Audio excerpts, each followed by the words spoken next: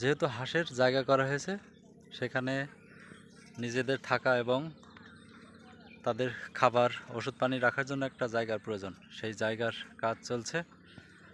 আজকে আশাবাদী যে আমাদের এই কাজ সম্পূর্ণ হয়ে যাবে ইনশাআল্লাহ। এই যে ঘরের চতুর্পাশে রুয়ো বাটাম, কাঠ ইত্যাদি যা যা লাগে প্রয়োজন সব কিছু কমপ্লিট। মেঝে করেছি পাকা করে, যাতে পানি এবং কাদা থেকে রক্ষা পায়, খাবারগুলো যেন নষ্ট না হয়। আসলে ওইভাবে মিস্ত্রি না, তবুও যতটুকু কাজ পেরেছি করেছি আলহামদুলিল্লাহ।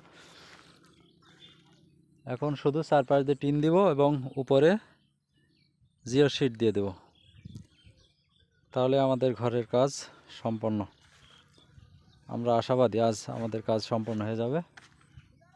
ছোট ভাই আলাউদ্দিন বসে আছে, ওই যে এসো আমরা খেতে যাব।